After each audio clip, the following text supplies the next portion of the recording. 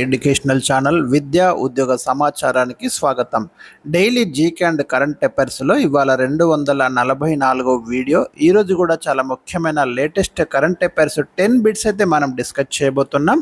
అదేవిధంగా మనకి నిన్న ఇచ్చిన క్విజ్ క్వశ్చన్కి ఆన్సర్ కూడా ఈ వీడియోలో నేను డిస్ప్లే చేయబోతున్నాను. మరి మన ఛానల్ని తప్పకుండా సబ్స్క్రైబ్ చేసుకొని రాబోయే కాంపిటేటివ్ ఎగ్జామ్స్లో మరి ఈ క్వశ్చన్స్ అయితే మీరు ఉపయోగించుకుంటారని ఆశిస్తున్నాను. వీడియోను లైక్ చేయండి. వాట్సాప్ గ్రూప్ యొక్క లింక్ అయితే మీకు కామెంట్ సెక్షన్లో ప్రొవైడ్ చేస్తున్నాను.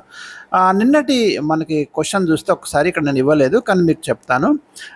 భారతదేశంలో ఏ రాష్ట్రం మొట్టమొదటిసారిగా మత కలహాల నియంత్రణ కొరకు స్పెషల్ యాక్షన్ ఫోర్స్ను ఏర్పాటు చేసింది? ఫస్ట్ టైం అండి. అంటే రిలీజియస్కు సంబంధించిన గొడవలలో నియంత్రించడానికి ఒక స్పెషల్ యాక్షన్ ఫోర్స్ను తయారు చేయడము, ఎస్టాబ్లిష్ చేయడం అనేది ఈ దేశంలో ఒక రాష్ట్రం ఫస్ట్ టైం చేసింది. ఆ రాష్ట్రం ఏది అంటే కర్ణాటక అండి. ఇది గతంలో వీడియోలో కూడా మీకు కవర్ అయింది, ఇప్పుడు కూడా నేను ఇస్తున్నాను, గుర్తుంచుకోండి. కర్ణాటక ఆ స్టేట్ వచ్చేసి మనకి రైట్. ఈరోజు క్విజ్ క్వశ్చన్ ఇస్తున్నాను.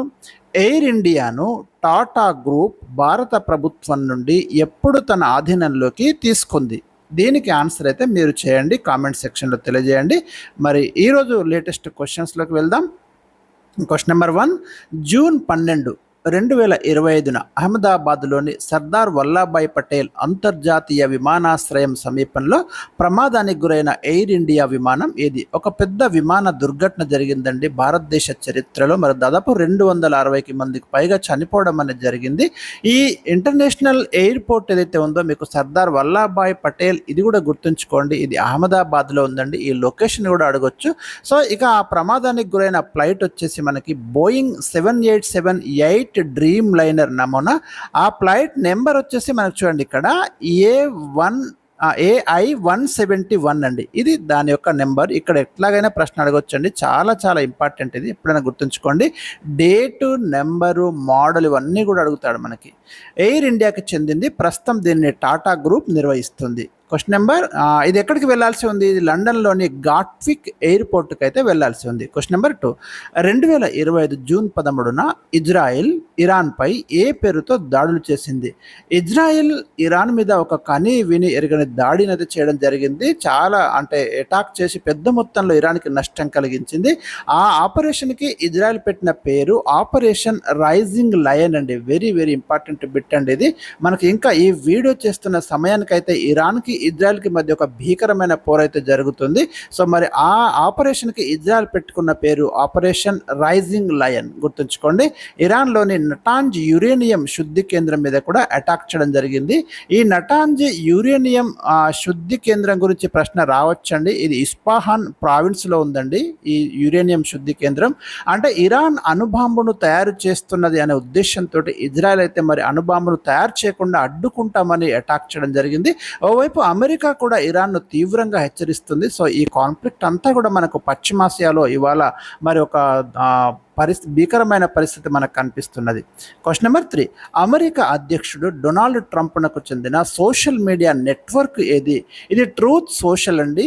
డొనాల్డ్ ట్రంప్ యొక్క సొంత సోషల్ మీడియా నెట్వర్క్ ఇది. క్వశ్చన్ రావచ్చు, ఎందుకంటే ట్రంప్ తన అభిప్రాయాల్ని ఈ ట్రూత్ సోషల్ ద్వారానే మనకు వ్యక్తం చేయడం అనేది జరుగుతుంది. Owner Trump media and technology group అండి.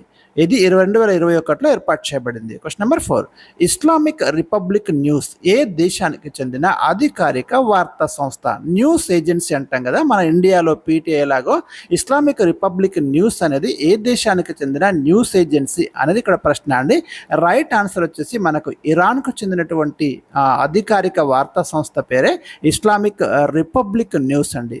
క్వశ్చన్ నెంబర్ 5, తెలంగాణ ప్రభుత్వం ఎన్టీఆర్ జాతీయ పురస్కారాన్ని 2025లో ఎవరికి ప్రదానం చేసింది? రీసెంట్గా మనకు ఎన్టీఆర్ జాతీయ పురస్కారాన్ని ఇవ్వడం జరిగిందండి. నందమూరి బాలకృష్ణకి అయితే ఇవ్వడం జరిగింది, గుర్తుంచుకోండి. మనకి 2014 నుంచి 2024 దాకా గద్దర్ పురస్కారాలు ప్రకటించారు. దాంట్లో భాగంగానే మరి ఈ ఎన్టీఆర్ జాతీయ పురస్కారాన్ని కూడా అనౌన్స్ చేయడం అనేది జరిగింది.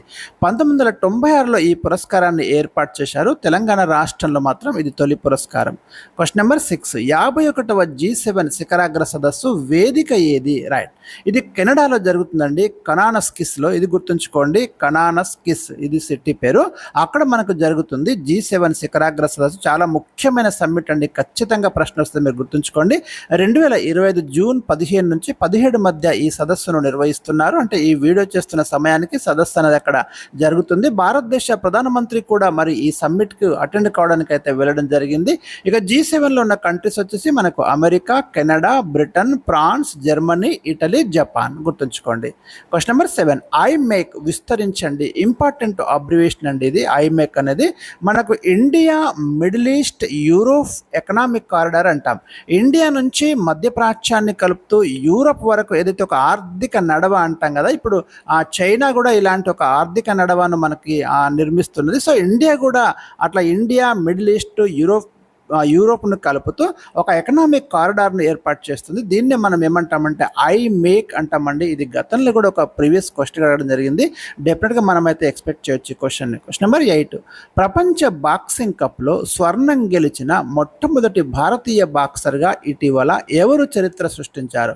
సో ఇది స్పోర్ట్స్ నుంచి తీసుకున్నాండి క్వశ్చన్. మనకి హితేష్ గులియా అండి. 2025 ఏప్రిల్లో మనకు ఈ ప్రపంచ బాక్సింగ్ కప్ అయితే జరిగింది, బ్రెజిల్లో జరిగింది. సో దీంట్లో మనకి స్వర్ణం గెలిచిన మొట్టమొదటి ఇండియన్ బాక్సర్గా హితేష్ గులియా రికార్డు సృష్టించడం అనేది జరిగింది. పేరు గుర్తుంచుకోండి, వెరీ ఇంపార్టెంట్. క్వశ్చన్ నెంబర్ 9, ప్రస్తుతం టాటా గ్రూప్ చైర్మన్ ఎవరు? రీసెంట్గా మనకు ఏదైతే ఇప్పుడు ఎయిర్ ఇండియా విమానం మరి ప్రమాదానికి గురై చాలామంది చనిపోవడము, పెద్ద ఎత్తున సంఘటన వార్తలు నిలవడము. సో ఆ సందర్భంగా టాటా గ్రూప్ యాజమాన్యంలో ఎయిర్ ఇండియా ఉంది కాబట్టి టాటా గ్రూప్ చైర్మన్ వార్తల్లోకి రావడం జరిగింది. ఎన్ చంద్రశేఖరన్ అండి. ఎవరైతే ప్రమాద బాధితులకు సంబంధించి నష్టపరిహారాన్ని ప్రకటించడం కావచ్చు, ఈ సంఘటన పట్ల మరి ఒక దాన్ని వ్యక్తం చేయడం కావచ్చు, అలాంటి విషయాలలో వార్తల్లోకి రావడం జరిగింది. ఎన్ చంద్రశేఖరన్ గుర్తుంచుకోండి, Tata group chairman. Question number 10, last question ఇవాళ. వరల్డ్ టెస్ట్ ఛాంపియన్షిప్ 2025 విజేత ఎవరు? రైట్, వరల్డ్ టెస్ట్ ఛాంపియన్షిప్ మనకు రీసెంట్గా జరిగిందండి. దక్షిణాఫ్రికా విజేతగా నిలిచింది, ఆస్ట్రేలియాపై విజయం సాధించిందండి. 14/6/2025 ఈ ఫైనల్ అయితే మనకి ఇంగ్లాండ్లోని లార్డ్స్ మైదానంలో జరిగింది. గుర్తుంచుకోండి, వరల్డ్ టెస్ట్ ఛాంపియన్షిప్ ఇది 3వ టెస్ట్ ఛాంపియన్షిప్ అండి. ఇంతకుముందు కూడా వీడియోలు నేను ఇచ్చాను, గతంలో ఎవరెవరు విజేతలుగా నిలిచారనేది. ఎవరిపై విజయం సాధించింది? ఆస్ట్రేలియాపై విజయం సాధించింది. విన్ ఎవరైంది? దక్షిణాఫ్రికా. ఫైనల్ ఎక్కడ జరిగింది? లార్డ్స్ మైదానంలో జరిగింది. క్రికెట్ మక్కగా పిలుస్తాము మీకు లండన్లో. సో లార్డ్స్ మైదానంలో జరిగింది. ఇవి ఈరోజు నేను మీకు ఇచ్చినటువంటి 10 ఇంపార్టెంట్ క్వశ్చన్స్ అండి. 2025 జూన్లో జరిగిన సంఘటనలు అయితే మీకు ఇవ్వడం అనేది జరిగింది. Thank you for watching. మరి వీడియోని తప్పకుండా సబ్స్క్రైబ్ చేయండి, ఛానల్ని సబ్స్క్రైబ్ చేయండి, వీడియోని షేర్ చేయండి.